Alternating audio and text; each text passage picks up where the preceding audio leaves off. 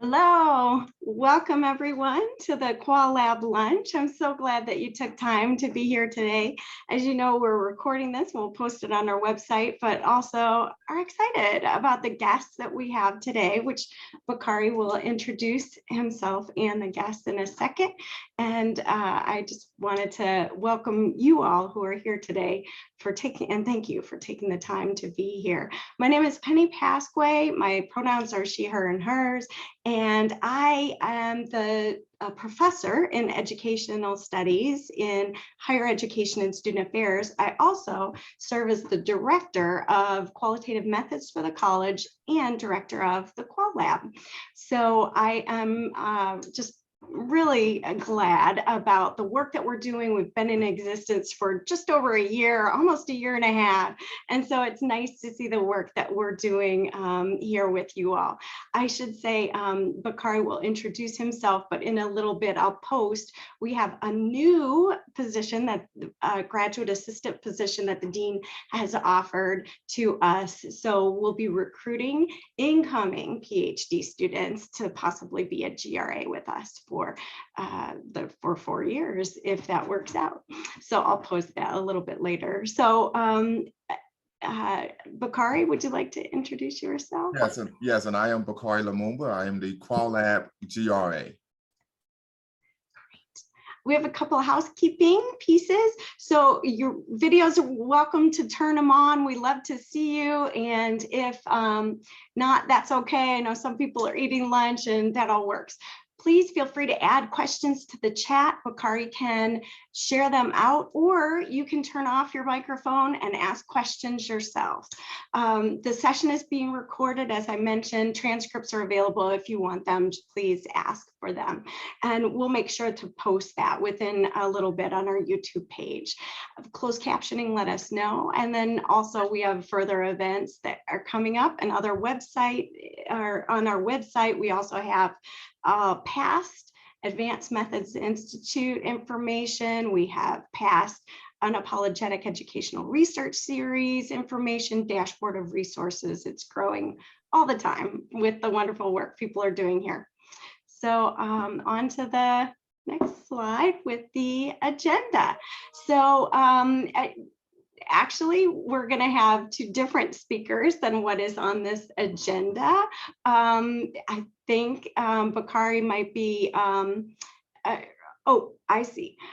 So I did want to mention, so here's our agenda. What we'll do is we'll present and introduce our speakers in a second.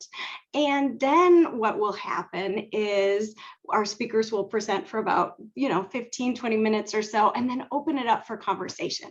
A dialogue with you will engage. That's the goal, is to really think through and have the opportunity to engage in this important work. I do want to share that the next Qual Lab lunch is with one of our faculty, Dr. Nemo Abdi. She's in teaching and learning and is going to be talking about phenomenological research. At Ohio State, we don't have any courses in phenomenology, and it's super popular. So I hope you join us for that. And now I'll turn it to Bakari to introduce our fabulous speakers. Thank you. Thank you, Dr. Pasque. So I'm first going to be introducing Dr. Charlotte E. Jacobs. She is an adjunct assistant professor in the Teaching, Learning, and Leadership Division and the director of Independent School Teaching Residency Program in the University of Pennsylvania's Graduate School of Education. As the director of ISTR, Dr. Jacobs leads the design and execution of a residency-based teacher education program that involves close partnership with over 20 schools. Dr. Jacobs also teaches a course on adolescent development in the Urban Teaching Residency Program at the University of Pennsylvania's Graduate School of Education. Dr. Jacobs earned her bachelor's degree in psychology and Spanish literature and language from Columbia University, and a master's degree in education, focusing on middle school humanities from Lesley University and the Shady Hill Teacher Training course located in Cambridge, Massachusetts. Dr. Jacobs taught 7th grade humanities at the University of Chicago Laboratory Schools in Chicago, Illinois, and was a faculty member of the NAIS Student Diversity Leadership Conference before matriculating to the University of Pennsylvania to earn a PhD in teaching, learning, and teacher education. Dr. Katie Clonan-Roy is an assistant professor at Cleveland State University and the College of Education and Human Services Department of Curriculum and Foundations. Dr. Roy is a graduate of the Ohio State University, American University, and the University of Pennsylvania's Graduate School of Education with a PhD in philosophy, education, culture, and society. At Cleveland State University, Katie engages in the preparation of teachers at the undergraduate and graduate level. And she also teaches and trains doctoral students in qualitative methodologies. Beyond her teaching work, Katie's research focuses on the intersections of education, adolescent development, and gender and sexuality studies. Her current work takes on intersectional and critical perspectives and examining the experience of Black and people of color youth in independent girls' schools, the inclusion and responsivity of sex education curricula to sexual and gender diverse youth, and the preparation and education of equity-focused teachers. Please help me welcome Dr. Katie Clonan-Roy and Dr. Charlotte E. Jacobs.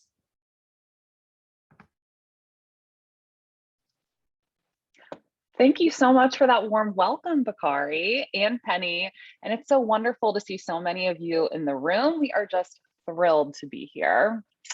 So I will go ahead and share my screen and we'll get started. All right. Can we all see that? Maybe just give the thumbs up or a head nod. All right, beautiful. So like I said, we are just thrilled to be here and to talk to you all about intersectionality and critical qualitative perspectives. My name is Katie Clonan-Roy. Please feel free to call me Katie as we engage in dialogue today. And my co-researcher, colleague, and friend, Charlotte, will introduce herself in just a minute. But before we kind of add to the wonderful introductions that Bakari gave us, we just want to give you a sense of our roadmap for today. So we're going to start off by giving you a little bit more of a sense of who we are, what we do as individuals and collaboratively. Then we'll define some of the terminology and the frameworks that we're pulling from today. And then we'll introduce you to our research, and Charlotte will present some stories from the field, kind of complicated, challenging moments where we've really had to pause, reflect, think intersectionally and critically, and pivot sometimes in our research design. And then last, we'll hopefully have ample time for Q&A. All right.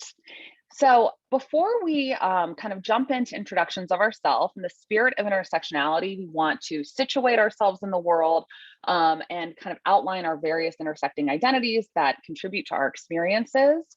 So we want to acknowledge that we are on the ancestral and unceded lands of the following peoples. I am in Cleveland, Ohio, and Charlotte is in Philadelphia, Pennsylvania.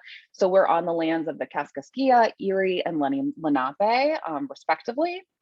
As community members, learners, and educators, we want to emphasize that we're committed to acknowledging the history of and present-day violence perpetuated against these communities. So Bakari already gave a wonderful introduction, but just to reemphasize, my name is Katie Clonan-Roy. My pronouns are she, her, and hers.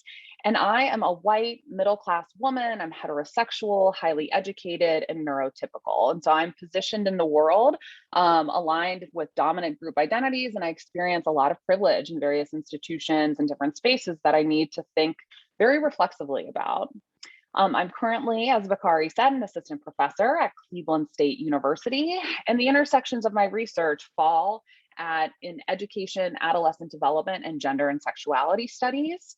And I have 4 kind of main streams of research right now. I'm thinking a lot about BIPOC students in independent schools, LGBTQ+ students and their experiences in sex education, critical feminist research methodologies in teacher education and social justice literacy. And I do just have to emphasize here my love for The Ohio State University. As an undergraduate, I was first introduced to research by wonderful advisors at Ohio State. I did my first ethnographic research project, and that is where I kind of discovered the amazing possibilities of qualitative research and capturing people's stories to promote change. All right, so Charlotte, I'll turn it over to you. Thanks, Katie. It's great to be here with all of you. Thank you so much, Penny and Bakari, for this invitation. I love the lunch and learn sort of format that we're allowed to be able to share our research and just have conversations around our thinking around the research that we do and the people that we're working with. So my name is Charlotte Jacobs. I use she and her pronouns. I'm a Black and Latinx queer woman coming from a middle-class background, also highly educated and neurotypical. And so even though some of my identities position me as being part of the target groups within US society, there are also identities that I have that also put me in privileged positions. I am currently the adjunct assistant professor at the Graduate School of Education at the University of Pennsylvania in their Teaching, Learning, and Leadership Division. And as part of that, I am also the director of the Independent School Teaching Residency Program, one of the 3 teacher ed programs here at Penn GSE. And in terms of my own, and I also want to add one thing that was not in the bio, but that I think is very important, particularly for this audience, is that I am also an Ohioan. I'm from Cleveland, Ohio. I grew up in Shaker Heights, a suburb outside of Cleveland. And so Katie and I, when we were first in grad school together, we bonded not only over our research interests around working with adolescent girls, but also the fact that both of us were from Ohio. So lots of Ohio pride here. And then my research interests, the different buckets are around, similar to Katie, teacher education and social justice literacy. So preparing equity-minded educators. Also interested in the experiences of BIPOC students in independent schools and how schools and educators within those spaces can support BIPOC youth. I use critical feminist research methodologies as part of my research as well. And then the 4th bucket is thinking about youth activism and leadership. So what are the different ways that youth engage in activism and leadership, and particularly using youth participatory action research, YPAR, as a methodology to leverage youth activism and leadership in different spaces. So I'm really excited to be here with all of you and to work with Katie to share some of what we've been up to. Great. So I now want to tell you just a bit about our collaborative work. As Charlotte just mentioned, we met in grad school and first became friends and then collaborators. We lovingly refer to each other as academic life partners to kind of capture the spirit of our collaboration. So we've really collaborated since 2011 when we started graduate school. And after almost a decade of collaborating on various projects, in the summer of 2020, we launched the Engendered Research Collaborative to really house all of our work. So you can find more about us at our website or at our Instagram page. And this collaborative is really a space for research, program development, and practitioner training. And we partner with scholars, practitioners, and activists to study how gender, from a very intersectional perspective, influences the daily lives of young people and schools and communities. All right, so now that we've kind of covered who we are and how we work together, we want to move to the focus of the presentation, intersectional and critical qualitative perspectives. So Charlotte, if you could, we've created a resource sheet for you all. It's a Google Doc that you can access through the link that Charlotte's going to pop in the chat. Feel free to open that document, to download it for your purposes, etc. We present a lot of kind of citations and key quotes from the scholars that we draw upon, and we'll refer to those now, but you can find much more in the resource sheet that Charlotte is passing off to you. So I first want to start by defining critical and then intersectionality, right? Because those are the 2 kind of key concepts or frameworks that we're working with today. When I was in grad school, and sometimes now teaching doctoral students, I feel like we throw around these words that have the flavor of critical in them. And I think it's just important to be really clear about the nuances between these terms. And so we want to give you a sense of how we are using critical today.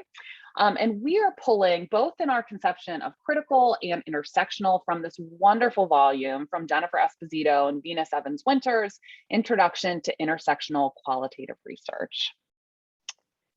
So these scholars draw from Norman Denzin and say, simply put, critical qualitative research critiques systemic inequalities in an ethically responsible and just manner. Now I want to define intersectional or intersectionality. Many scholars have kind of come to the consensus that Kimberly Crenshaw first kind of conceptualized and coined this term as the location of women of color, both within overlapping systems of subordination and at the margins of feminism and anti-racism. And so drawing from that kind of conceptualization, Esposito and Evans-Winters tell us theorists who embody an intersectional perspective consider how people are multiply situated and how coercive power and systematic oppression cannot be fully understood by asynchronous examinations of structural or relational power. So, kind of putting ideas of critical and intersectional together, we again draw from Evans Winters and Esposito, who say that while critical qualitative research may interrogate and investigate issues of power, it does not always center race and gender. Intersectional research is critical in that it always interrogates power while at the same time centering race and gender in its attempt at an analysis of and accounting for systems of oppression. And that is very much what Charlotte and I strive to do in all of our projects, is to interrogate power while centering race and gender and understanding how systems of oppression are operating within particular spaces. All right, so now that we've defined our terms, I'm going to offer a brief introduction to some of the research that we'll be talking about today, and then I'll pass it off to Charlotte to kind of present some stories from the field, some tricky situations that we have dealt with as researchers. Since the beginning of our collaboration, Charlotte and I have conducted research in schools, mostly with young people, although we are also now starting to incorporate adults, teachers, parents and caregivers, staff members, administrators into our research projects. When we conduct this work, we try to orient ourselves in a reciprocal research process and relationship with our participants. So when we describe our research, it's important to emphasize that we conduct research with our participants and their communities rather than on them. Furthermore, most of our research involves working with young people, BIPOC people, and folks marginalized because of their gender identity. And so it's crucial that we are thoughtful and think intersectionally from the conceptualization of our research questions through designing our study into data collection and analysis, and then into our write-up. Finally, because our participants are so often framed with deficit ideologies and academic and popular discourses, we're committed to relating to and understanding our participants through a strengths-based approach. Since the fall of 2019, we've conducted a series of qualitative studies at multiple school sites, which seek to understand inequities in elite independent school environments, and specifically BIPOC youth's perspectives on and experiences with those inequities. One important goal of this research is to promote change in these institutional environments and to support schools in striving to transform into anti-oppressive institutions. So here are the overarching research questions that have really guided our work at the 5 school sites that we'll tell you about in just a second. So the research questions were as follows. What are the academic and developmental experiences of BIPOC youth in elite independent schools? What are community members' perceptions of inequities within their school? And how might community members' perceptions of inequities aid in schools' transformation into anti-oppressive institutions? And when we're talking about anti-oppressive education or anti-oppressive institutions, we're drawing upon the work of Kevin Kumashiro, who we have linked to in our resource sheet. So here is an introduction to the context where we have been conducting our research. So like I said, in between the fall of 2019 and now, we have conducted qualitative studies at 5 schools, 2 in the Midwest and 3 in the Mid-Atlantic or East Coast region. And all of these schools are independent schools. We can consider them elite independent schools. They're all girls schools, they're secular, and they offer education in grades K through 12. So there's a lot of similarities despite regional differences across these institutions. So our main method of data collection with these schools has been focus groups. And we have organized focus groups by individual's role at the school, whether they're a middle school or upper school student, a parent caregiver, faculty administrator, or staff member. And we've amassed quite a large data set, which we are constantly trying to move quickly through. Beyond kind of organizing focus groups by role at the institution, we also tried to be thoughtful about race, ethnicity, and what would make folks most comfortable within focus groups when talking about diversity, equity, and inclusion and anti-racism issues within the school. And so we've also allowed folks to self-select into focus groups based on their racial ethnic identities. And you can kind of see the spread of different identities that have been incorporated into our focus group research. So now that you have a sense of the methods that we've been using, I'm going to turn it over to Charlotte to tell you a bit more about this work and some of the stories that we have from the field. Great, thanks, Katie. And I was just kind of laughing. I put in the chat, very large data set for qualitative research. I think we are very blessed and lucky to have access to these schools and organizations that want to partner with us.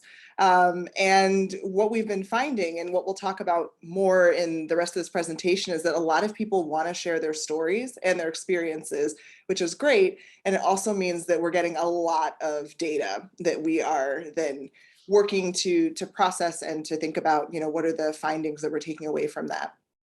So the rest of our presentation, we're going to work to apply some of the concepts and ideas from critical intersectional qualitative research so that you can see how Katie and I are thinking about it and how it shows up in our work and our practice as researchers.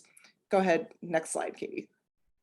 Thanks. So in terms of a framing, we're going to draw on 5 tenets of critical intersectional qualitative research that Jennifer Esposito and Venus Evans-Winters present in their book. And we're going to use that as a framework to then talk about how we understand the different challenges, or as we like to say, opportunities that have been afforded us in the research world based on the work that we've been doing with these 5 different schools. So I'm not going to go through these different tenets. They're also in the resource handout that I put in the chat, but this is just to give you an idea of this is where kind of our thinking is coming from when we're thinking about how we are living up to our own ideals and of being critical intersectional qualitative researchers. And so the next couple of slides, we're going to present 3 different vignettes coming out of our research where we've had challenges and then illustrate how we've used these tenets. All right, next slide, Katie. All right, so the first vignette we are calling Too Many White People in the Study Sample. And so part of our research, when we're looking to understand the lived experiences of participants in a school, community, or an organization, is that we typically use focus groups as part of our data collection strategy. In our recent projects, our methodology started with racial and ethnic-based focus groups that folks could self-select into. And what we found is that at the beginning of the project, an overwhelming majority of white parents and white faculty and staff members signed up for the focus groups compared to BIPOC, so Black, Indigenous, and people of color participants. And so we use the following 2 tenets of intersectional qualitative research, so tenet 1 and tenet 4, to help us think about how we would address this issue. And so a couple of questions that were guiding our thinking throughout this process was, 1, whose consciousness or experiences are we getting access to, and whose are left out? So Katie and I, as we were thinking about, looking at this sample and seeing it overrepresented in one way, we knew that we wanted to disrupt the fact that in research, most knowledge stems from Western, Eurocentric, male-centered knowledge, and instead gather and lift up different knowledges from the participants from different backgrounds and experiences and what they could offer us. Evans, Winters, and Esposito, along with other scholars who are intersectional in their research and their methods, also see that intersectionality is a way to challenge our dominant conceptualizations of credibility and also validity, which often stem from white middle class and upper middle class norms. And so that was one area of what we were thinking about in terms of knowledge and experiences that we were getting access to based on who was in the study. And then a second thing that we were thinking about too is that we knew that we didn't want to reproduce the social and power dynamics that were already at play within the school community, stemming from the school's everyday practices of operating under white supremacist ideologies and norms, and in particular, with white people having the loudest and most valued voices in those spaces. So the fact that we received an influx of white parents and faculty and staff wanting to share their experiences and not from BIPOC parents and faculty and staff made Katie and I rethink our data collection strategies. We also knew that the teaching faculty at this particular school were predominantly white, so we were intentional about gathering the data from BIPOC faculty as well as facilities staff who are predominantly BIPOC individuals, in addition to administrative staff. So what we did is that we first embrace the complexity that is critical intersectional qualitative research, and knowing that it often requires flexibility and it is often emergent. It's an emergent and in process and based often on the feedback that we get from our participants. We expanded our data collection strategy to include a qualitative survey that asked the same questions that we were asking in the focus groups. And the surveys were online so that people could complete them when their schedule allowed, rather than having to orient their schedules around a focus group schedule. And there was also a bit more anonymity to completing the survey compared to being, face-to-face over Zoom in a focus group, which led to more participation from a population of participants who might have been the most hurt from their experiences at the school site. And then also, as part of revising our data collection strategy, we also created the opportunity for facilities staff at the school who didn't have access to computers to complete printed out demographic surveys. And we also had one of our associates conduct a focus group in Spanish, which was the target language for one of our focus groups. All right, let's move on to the next vignette. So vignette number 2, we are calling "Where are all of the Asian and Asian American girls?" So, as I said before in the previous slide, one of our main ways of collecting data is through racial and ethnic based focus groups.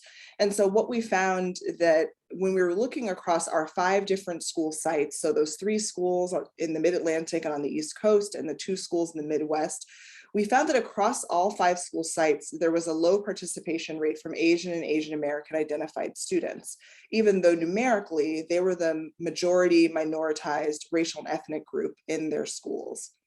And so we drew on tenets 2, 3, and 5 from intersectional qualitative research to help us think through how we would approach this problem. So in connection to tenet 2, as Katie and I saw this phenomenon playing out where there was a low participation rate from Asian American students, it caused both of us to reflect on our own identities and experiences. Neither one of us identifies as Asian or Asian American, and so we didn't predict that Asian American students might not identify under the umbrella term girls of color. In terms of the connection to tenets 3 and 5, we also realized that we needed to be more intentional with our language throughout our research study and listen to the feedback from the participants about their thinking behind deciding to participate in our study, and also why their friends or peers from similar racial and ethnic identities might not want to have participated in our study.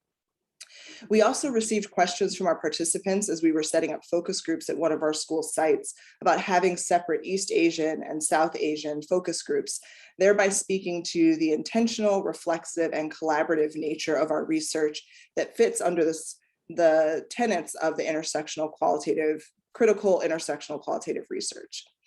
And so what we did as we were, using these tenets to guide us is we rethought about the term girls of color that we were using to describe our study and how we were messaging the purpose of our study.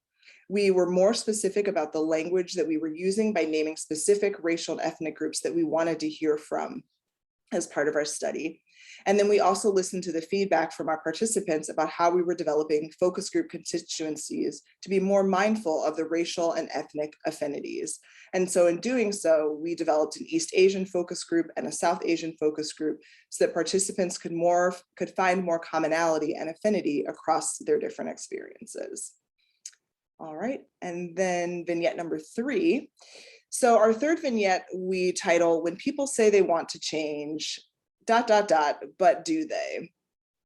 And so the challenge here is that most of the schools and the organizations that we work with communicate that they want to adopt an anti-racist or anti-oppressive stance. But oftentimes what we have found is that they still insist on using languages and practices that are characteristic of white supremacy culture, such as urgency, perfectionism, individualism, and quantity over quality. And this often shows up in their questioning of how Katie and I are collecting data, how we're processing the data, and how we are responding to the community with our findings, or how they, as the school leaders, want to respond to the community with our findings. We've also experienced schools resisting a systems perspective of engaging in anti-racist work. And so we find that rather than engaging a systems perspective, schools want to focus primarily on an interpersonal perspective or work, such as the education or training of students and faculty and staff and parents, rather than looking at the structures in their schools that contribute to inequity, such as hiring practices and policies, practices for track classes, and discipline policies.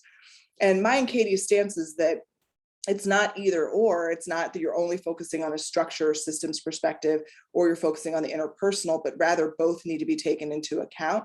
And what we have found is that with the schools that we work with, that they focus more on the interpersonal at the expense of the systems perspective. So we used tenets 1 and 5 from intersectional qualitative research to help us think about how to approach this challenge.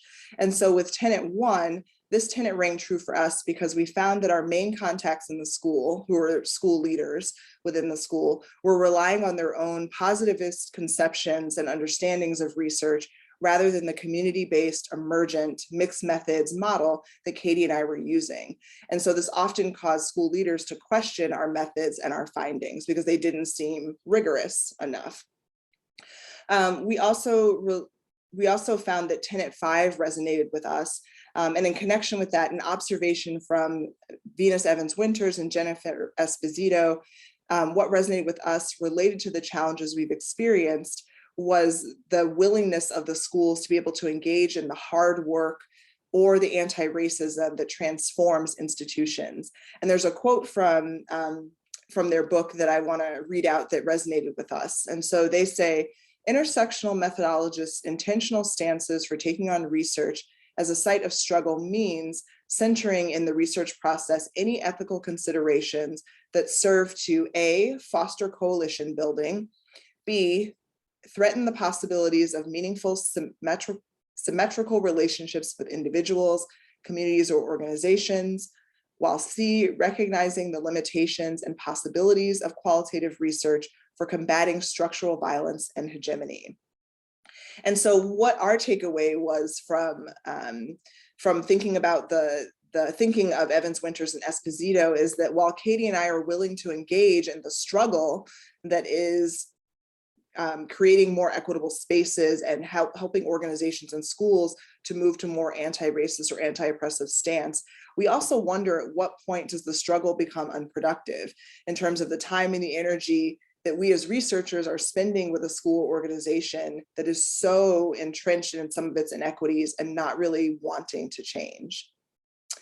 And so what we did is that we first introduced critical theories and perspectives to our school partners, such as Tima Akun's fantastic website on white supremacy culture. And this website, if you haven't looked at it before, I highly suggest looking through it. There's a lot there, and it's a collection of different scholars and researchers and organizers and thinkers' perspectives about white supremacy culture and how it shows up in organizations. And it builds off of a previous article that was written about white supremacy culture in organizations in the early 2000s.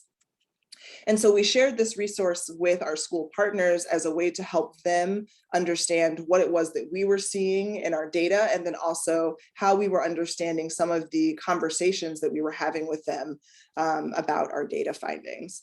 And then we were also more intentional about recognizing and understanding the resistance that we were experiencing from our school partners. So in the beginning, we thought that, what was happening in terms of the school leaders questioning our methods and our interpretations of the data was that there was some sort of miscommunication or misunderstanding between us and the school leaders. And over time, we came to recognize that this was a form of resistance and stalling, a tactic that scholar Paul Gorski refers to as equity detours, where a school organization may profess that they want to become more equitable, but their actions actually undermine that progress and institutional transformation. And then lastly, Katie and I have also been engaging in some self-reflection about the goals and the purposes of our anti-racist work. We engaged in what researchers refer to as reflexivity by thinking about our own commitment to community-based, collaborative, and equitable research, and whether the work that we are doing with this school in particular really aligns with our own research approach and goals. So we're going to stop there, and we're actually going to move into the Q&A. We just wanted to give you a little bit of a taste of the work that we have been doing and how we think that critical intersectional qualitative research fits into the work that we do and helps us to push us to become more reflective as researchers and in supporting the schools that we work with. So thank you all for being such an engaging audience in this first part, and I'm really looking forward to the discussion.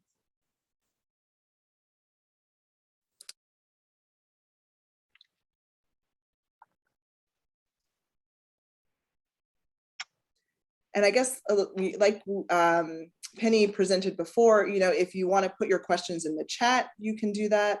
Or if you want to unmute and ask us a question, feel free. If you don't have questions, that's fine. Even if there's reflections or takeaways or something that maybe resonated with you from our presentation, we'd love to hear that as well. Bakari has one question in the chat that was asked earlier. To share, or let me know, Bakari, if you'd like me to share.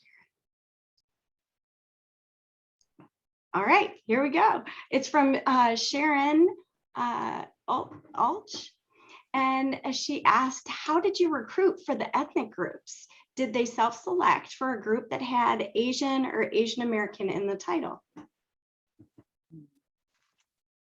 Yeah, great question. Thanks, Sharon. So as Charlotte kind of described, our recruitment methods evolved kind of throughout the course of these projects between 2019 and the present. In some cases, we worked with kind of like a school liaison who is helping us to recruit girls. And that way, that individual was oftentimes a person who helped coordinate affinity groups for girls, or who maybe wasn't a staff member or a teacher in a traditional sense, but someone who really knew the population of girls that we wanted to hear from, and that knew the demographics and kind of best ways for organizing groups. And so in some cases, those school liaisons helped us in kind of organizing and recruiting. And other times we created our own electronic kind of recruitment forms that allowed individuals to kind of self-select into different identities. So we'd kind of list all the different identities that we heard were present at the school and also include an other box. And then based on folks' responses, we would organize our focus groups. But again, kind of we learned from our participants, like in the example that Charlotte gave, instead of referring to girls of color and describing the purpose of our study, we then would list out the different identities that we wanted to hear from. And as we realized that some girls were not sure how to classify themselves, we created mixed heritage groups to be more inclusive to folks' identities. So again, we certainly did not approach this from a standpoint of perfection, but I think what was important is that we always tried to listen to our participants and their communities and take the feedback that they were giving us to make recruitment and sampling a little bit more equitable. And Charlotte, I don't know if there's anything else you want to touch on there. Yeah, and I think just in terms of the terminology of Asian and Asian American, we expanded that definition, or actually narrowed it in some ways to be more specific around East Asian and East Asian American and South Asian American, because we had gotten feedback from some of our participants that they felt that their experiences were qualitatively different, and they would feel more comfortable being in a focus group that more aligned with people from their racial ethnic backgrounds, because they felt that they might have more similar experiences. So we also refined our terminology there by breaking down that larger sort of umbrella group as well. And Donna, I see you have your hand up. I am just happy to see people doing research in this area, especially since I have a lived, deep-rooted background in this as a child. And I'm glad that you're looking at the systemic part of it and that you're going to translate this over into adults, because it does translate over into your adulthood. I have a deep-rooted lived experience in what you're doing. And I'm glad that you've opened the door, because I need to start telling my story. I need to start talking about it to get it up off of me. So I'm happy that you opened the door to it, because I'm going to start telling my story more, because it needs to be told and it needs to be addressed. So I thank you for that.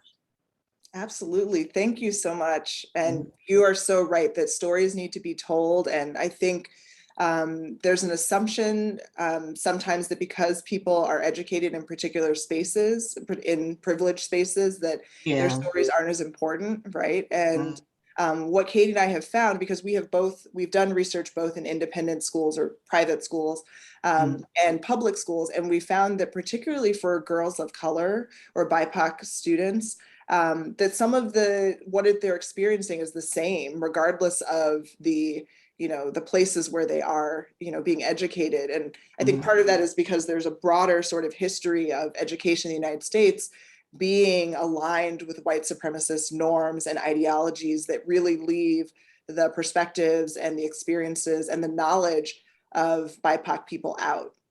Right. And so because that's kind of the water that we're all swimming in, regardless of whether the school is an independent school or it's a public school, some of the ways that BIPOC youth are treated is the same across.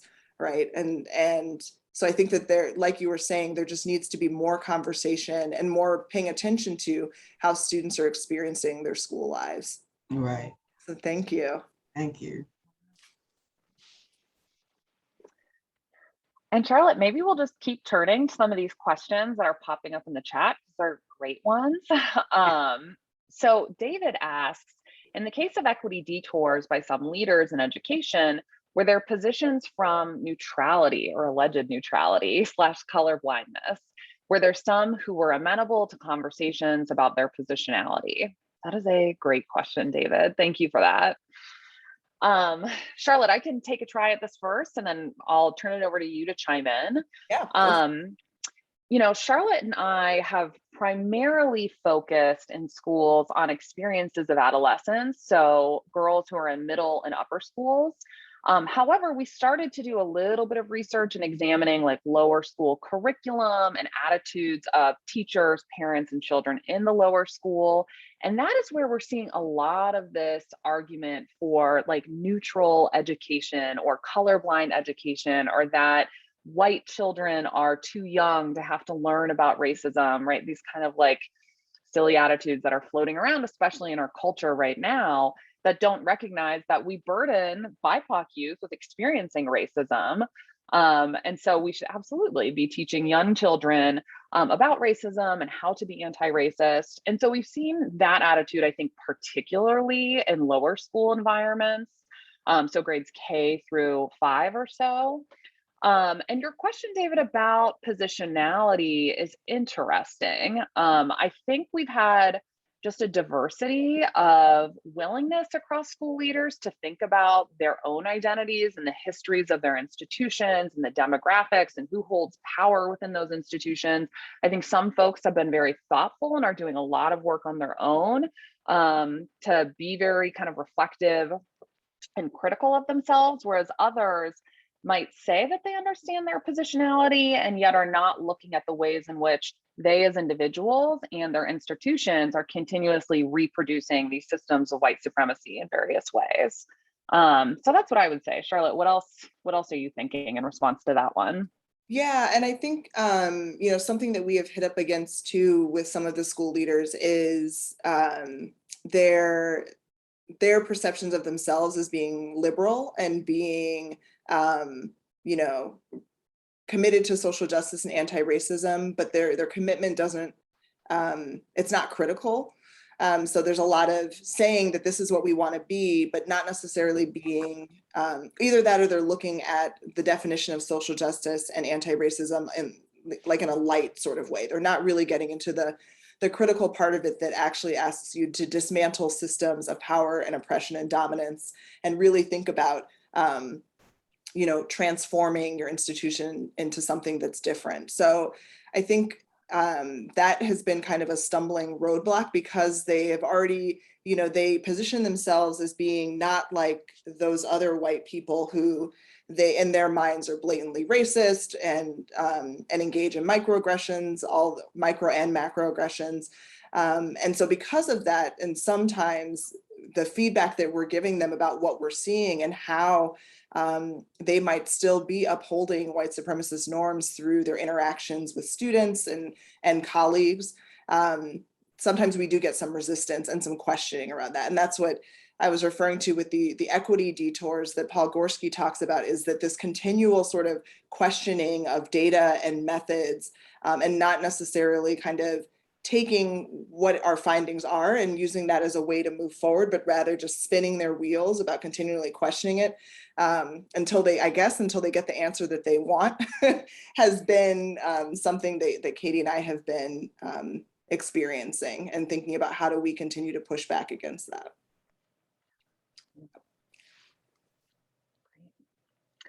So the next question that I see is from April. What was the recruitment process for the research sites? Did these sites reach out to you all because of your work, or was there a call/announcement released in specific areas? That's a great question. Thanks, April. Yeah, and Charlotte, I might just turn this over to you.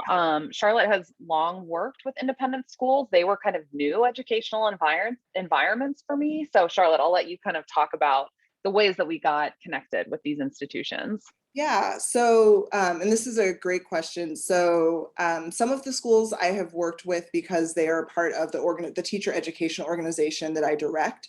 And so the school leaders had already come to know me and my work and my research. And so they would reach out to me for consulting kind of opportunities, because they saw that what I was working with the student teachers that were at their schools, and how we were talking with them about being anti-racist educators, they were interested in having that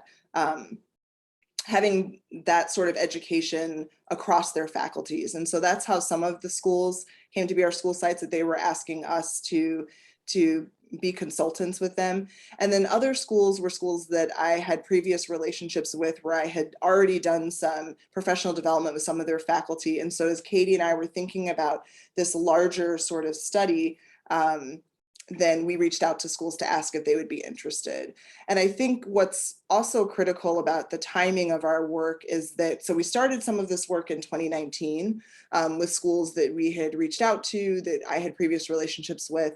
And then a couple of the other schools came on after the spring of 2020. So after George Floyd was murdered, after students in independent schools in particular started Black at Instagram accounts, where they were sharing their experiences of harm at their schools. And so this also, because it was such a public way of students and alums and parents sharing their experiences at these schools, schools also were then pushed to really think about, how are you demonstrating that you're actually taking into account what these BIPOC members of your community are saying, and then also what are you going to do about it?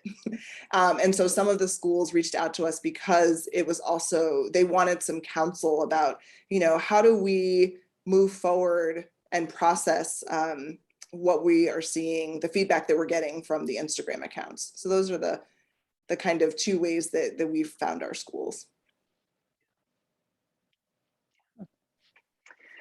So we have a few more questions. Bakari, I just saw you unmute, so I want to be sensitive to that. Are we okay on time? We're doing good. We're doing good. Okay, cool. Just wanted to double check. So the next question in the chat is from Bria or Bria. I'm so sorry if I'm getting that incorrectly in terms of pronunciation.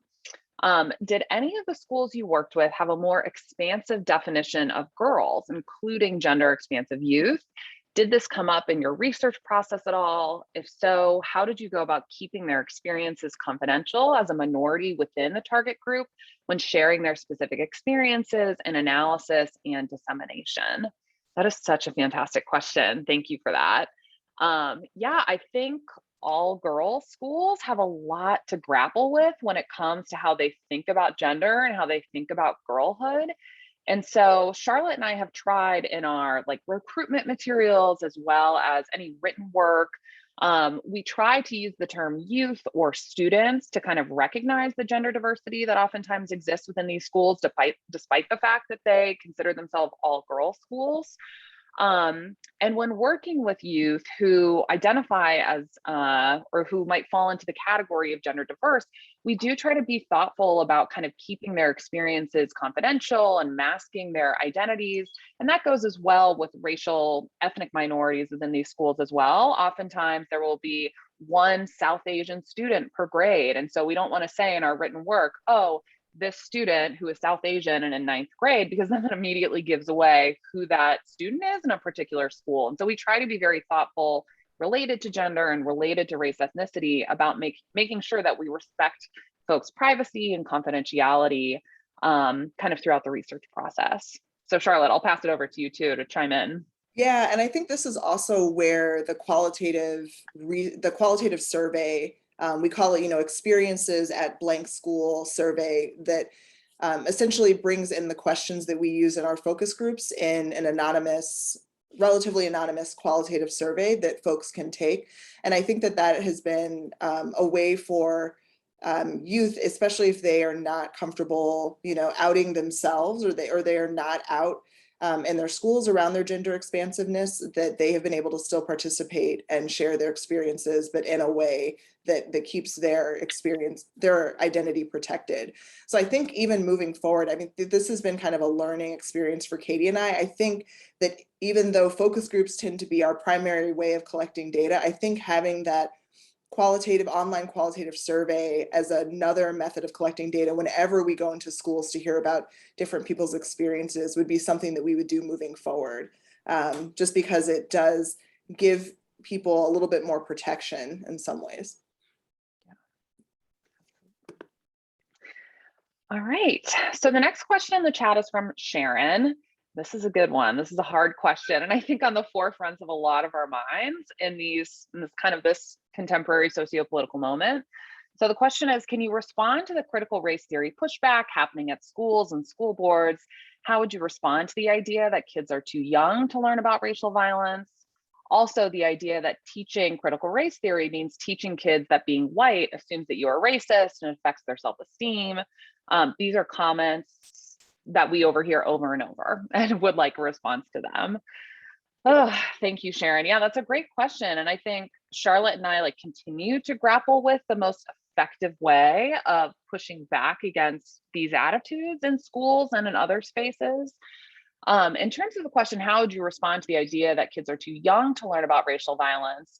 I do just want to plug the work of the Abolitionist Teaching Network and Bettina Love. They have a fantastic podcast. I don't know how Bettina Love and her partner make time to make a podcast with everything else they have going on. But they, on one of their episodes, feature Key Gross, who is a critical educator based in New York City who works with young children.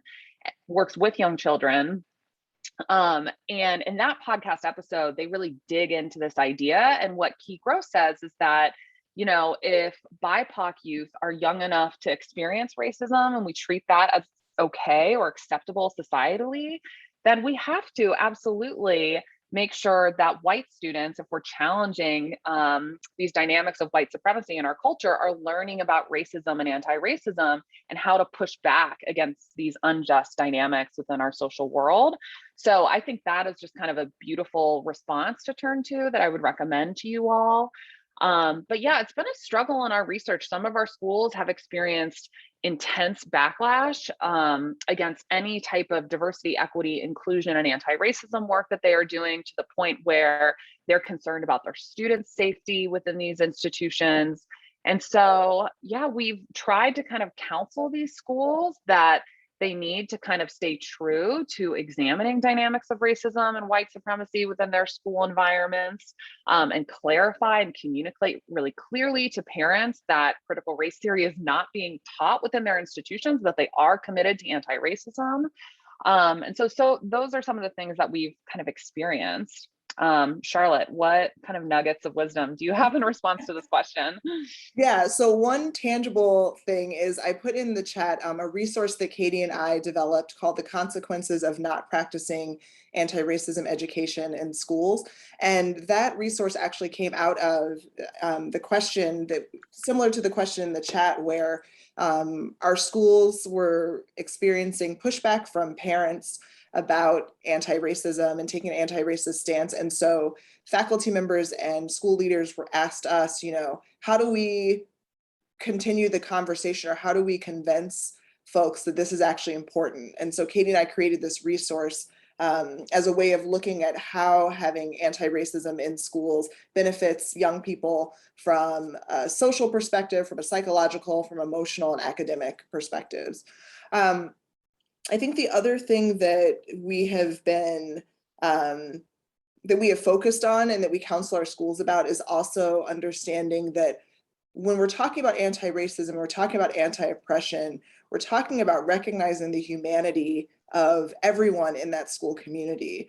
And when schools hold on to erasure of the histories and stories of different people from marginalized backgrounds, when they hold up, you know, one way of thinking or being or doing, and then not, and devalue other ways of thinking and being, and that is dehumanizing, and that is not, you know, hopefully that is not what our schools are there to do. And so I think that that's something that we have also just kind of talked with our different school partners about, is how are you communicating and how are you defining the goals around anti-racism and anti-oppression to the different members of your school community? It's not about making people feel bad. It's about making sure that everyone feels that they're valued and respected and heard, and everyone feels that they can express their full humanity, you know, in your school.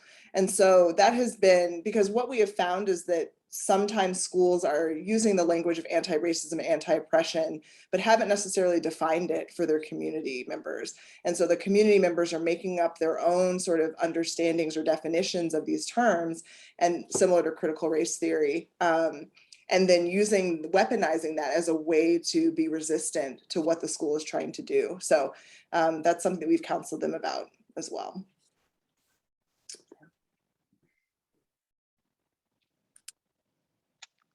Great. So maybe we have time for one more question. Sorry, I just had to scan up in the chat. There's so many great kind of conversations and resources being circulated. It's fantastic. Yes, I'm going to post the link to the upcoming lunches. And then here is also going to be on that same webpage, the link to this video that some people were asking about. We had posted it originally, but here's for this. So I'll turn it back to you for that last question. And Bakari sends his apologies, his computer's kind of wonky right now. So yeah, he's supposed to be, you know, yeah. No worries. We are not strangers to computer wonkiness. It affects all of us. We've all had it this past year or two. So the next question is from Susan. I'm struck that this handout largely or likely speaks to researchers. How, if at all, do you unpack or define these concepts, whether about intersectionality or dimensions of identity, with participants? I asked for a tangential reason that I was in a DEI meeting yesterday, during which a convo was had about how to define identity for the work that we do. Yeah, this is a great question. So again, us talking about identity and intersectionality, I think, varies across the different schools that we work with and then the different participant groups. Very concretely, when we open up our focus groups with young people, we do try to pay attention at the beginning of the focus group to kind of introduce ourselves, talk about the importance of identity, talk about intersectionality, and then we go around kind of the focus group circle and allow folks to talk about their most salient identities and how that makes them who they are. And that's especially with young people. We try to kind of talk about identity and intersectionality in that way. With adults, we actually were just working with a school that asked for us to kind of offer a professional learning session on some of these key terminologies to help them expand their ideas about how they're thinking about identity and intersectionality and how that impacts what's going on in their school environment. So that was interesting for us because I think it really illuminated the fact that a lot of educators, with all of that, like the hectic pace of the past 2 years, have not had enough time for some professional learning around these things, around using kind of sensitive and thoughtful language and being critical of your own practice in the classroom. And so that's a next step for us, is like designing professional learning opportunities to speak to those issues with adults as well. And Charlotte, I know you've done a lot of that work in professional development. Yeah, and I think another strategy is that we also listen to the language that the schools are using. So for example, one term that quite a few of the schools that we work with are using now is the idea of belonging. And so we work with them to think about, so how are you defining belonging? What does belonging look like to you? And then use that to then as an avenue to be able to then talk about intersectionality, to be able to talk about anti-oppression, or anti-racist education. So I think, and this is where it gets back to kind of our roots of wanting our research to be community-based and to have our research be in partnership with the folks that we're working with, because we're thinking about the language that they're using, where their understandings are coming from, and then hoping to be in conversation with them that the research that Katie and I have done and the terminology or concepts that we've been studying, that we can augment already some of the thinking that they have. And so once again, it's positioning the folks that we're working with as experts of their lived experiences and recognizing the knowledges that they are bringing, and then thinking about how do we put ourselves in conversation with the knowledges that they have, and then also help them along the path around some of maybe the terminology that they're not as familiar with.